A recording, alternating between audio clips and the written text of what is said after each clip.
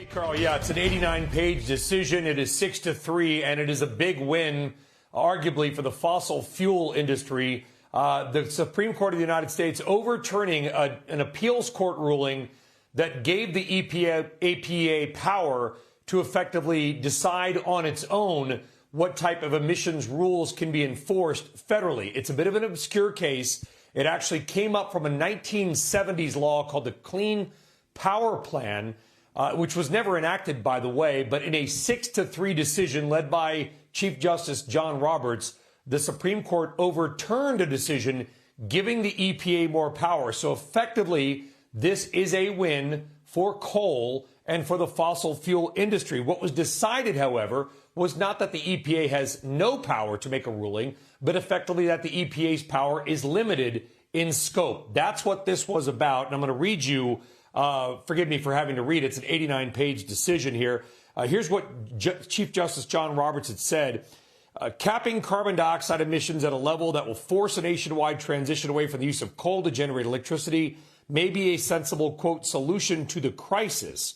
But a decision of such magnitude and consequence rests with Congress itself or an agency acting pursuant to clear delegation from that representative body. So in Supreme Court legalese, what they're saying is Congress, not an agency like the Environmental Protection Agency, has the sole ability to dictate rules of this magnitude related to things like carbon emissions. So kind of a big knock on federal agency power. And Carl, there's a lot of concern that with a decision like this, will this now go into other agencies? Could it go into the SEC? Could it go into the FCC, with the Supreme Court limiting the power and scope of a federal agency to dictate to states and to private companies what they may do? It's a big ruling. It's arguably going to be a disaster for people on the more climate activist side of this, but maybe not as far-reaching in scope as some have feared. Either way,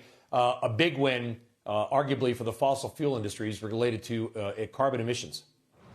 Yeah, Brian, most immediately, certainly a victory on that front for the fossil fuel industry. But as you referred to there, people have been watching this case because of what it might mean for a general doctrine that says, look, the way the federal government operates right now with these agencies essentially interpreting laws from Congress and enacting rules is in itself not legitimate, which would be just tremendous in terms of the way life and business is regulated. Yeah, I'm going to give you another line here, which I think is key, guys. And again, forgive me for sort of looking down and reading. It all just came out.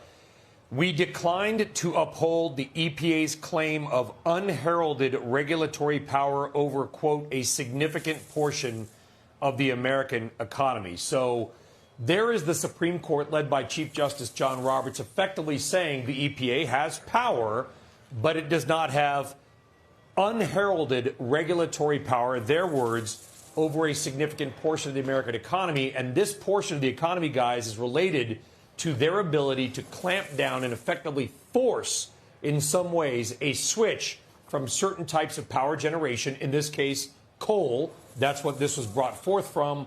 And it goes way, by the way, this law is 1970, and it was never actually enacted. Then it was challenged again, I believe, in 1992 with a new law. Then Trump had a different law. None of these laws was ever actually put into place. They just kept being challenged in the courts and working their way up to finally now the Supreme Court saying the EPA has some power, but not, in their words, guys, unheralded regulatory authority over a significant portion of the American economy. So we'll have to see how this changes.